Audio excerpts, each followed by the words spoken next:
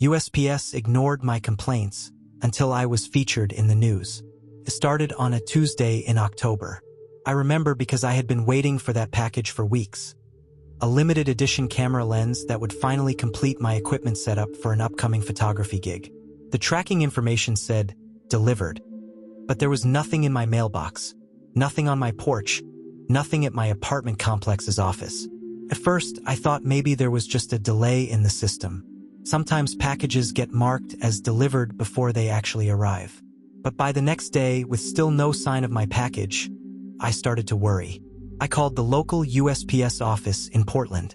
After being on hold for 42 minutes, yes, I counted, I finally spoke with someone who seemed completely disinterested in my problem. The system shows it was delivered yesterday at 3:47 p.m., the postal worker said flatly. But it wasn't delivered, I replied. I've checked everywhere. It says delivered in the system. Maybe someone stole it. That was it.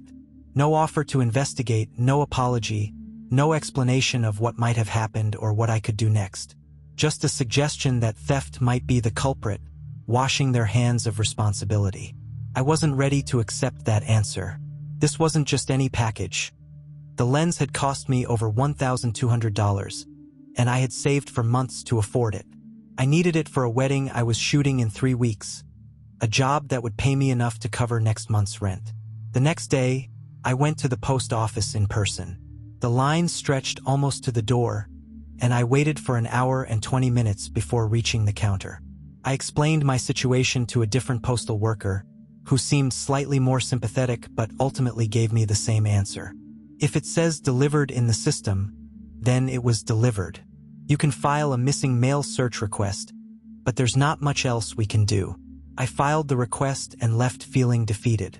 This was just the beginning of what would become weeks of frustration, endless phone calls, and a growing sense that I was completely powerless against a massive government agency that simply didn't care.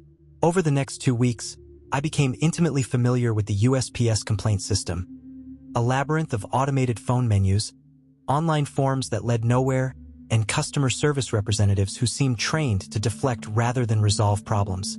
I called the USPS Consumer Affairs Office. I filed formal complaints. I contacted the Office of the Inspector General. I even reached out to the seller and the shipping insurance company, but was told that because the package showed as delivered in the system, they couldn't help me. My frustration reached a breaking point when I received a form letter responding to my complaint, stating that appropriate action had been taken and the matter was considered resolved. Nothing had been resolved. My package was still missing. No one had actually investigated, and I was still out $1,200 with a rapidly approaching deadline for my photography job. What made it even more infuriating was discovering that I wasn't alone. While researching online, I found dozens of similar stories from people in my area. Some had lost important medications, others had missed receiving legal documents with deadlines, and many had lost valuable packages like mine. Most of these stories ended the same way, with the USPS effectively saying, "The system says it was delivered, so it was delivered." I learned that my local distribution center had been dealing with staffing shortages and increased package volume since the pandemic. Budget cuts had led to fewer carriers covering larger routes in less time. The math simply didn't add up, and packages were falling through the cracks as a result.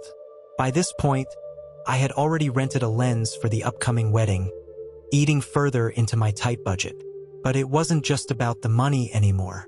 It was about the principle, about being heard, about an agency funded by taxpayers being accountable to those same taxpayers. I needed to try something different. If the system wasn't working, maybe public pressure would. I'm not what you'd call a social media influencer. Before all this, my TikTok account had maybe 87 followers, mostly friends and family who politely liked my amateur cooking videos. But I was desperate and angry enough to try anything.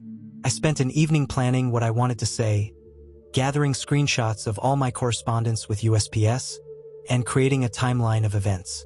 The next morning, I set up my phone in my living room and started recording. Day 23 of trying to get USPS to acknowledge that they lost my $1,200 package. I began. I kept it factual but didn't hide my frustration.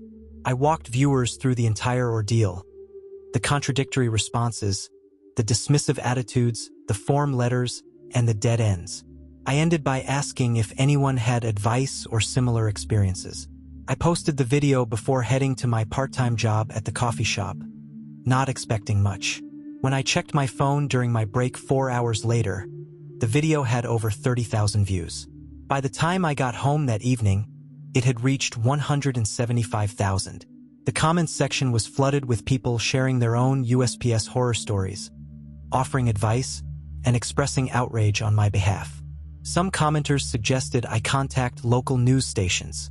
Others tagged USPS's official accounts. A few people who claimed to be postal workers offered insider perspectives, suggesting that packages were sometimes marked as delivered to meet quotas, even when carriers ran out of time to actually deliver them. The video continued to gain traction over the next few days, eventually crossing the 1 million view mark. Then came a breakthrough, a message from a producer at KPTV, the local Fox affiliate in Portland. "We've seen your TikTok about your missing package.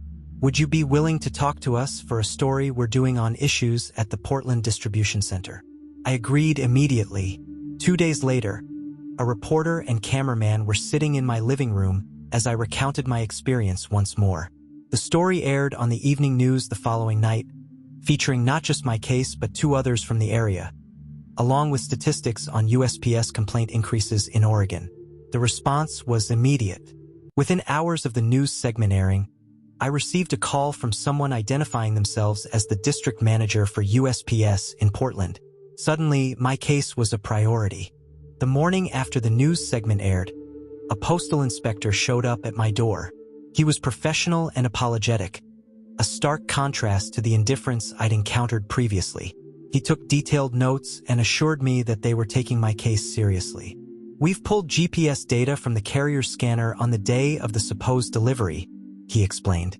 "It shows they never actually came to your address, despite the package being marked as delivered." 2 days later, I received a call from the inspector. They had located my package. It had been sitting in the distribution center the entire time, apparently set aside when the carrier ran out of time on their route and then forgotten. The delivered scan had been entered erroneously, either by mistake or to meet daily delivery quotas. The package arrived the next day, hand-delivered by the postal inspector himself, along with a formal letter of apology. My lens was finally in my hands, too late for the wedding I had already worked, but intact and undamaged. The resolution didn't end there. The news station did a follow-up story, and I made another TikTok updating my now sizable audience on the outcome. This time, I included information about how others could effectively escalate USPS complaints, specific contact information, key phrases to use, and the importance of documentation. In the weeks that followed, I received dozens of messages from people who had used my advice to resolve their own postal issues. Some had been fighting battles much longer than mine, involving much more important items like medication or legal documents. Many had succeeded in getting resolution after months of being ignored. The experience changed me in unexpected ways. I developed a new understanding of how large systems can fail individuals, and how those same systems respond to public pressure in ways they never do to private complaints. I gained a newfound appreciation for the power of social media to amplify individual voices and create collective action.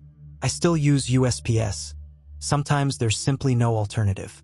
But I now know that customer service isn't always about serving customers. Sometimes it's about managing problems until they go away. I know that being right isn't enough. Sometimes you need to be loud. And I know that one person's story, when shared widely enough, can create ripples that help many others. The camera lens sits on my shelf now, a reminder not just of a frustrating month in my life, but of the day I discovered that even the most impenetrable bureaucracy can be moved when enough people are watching.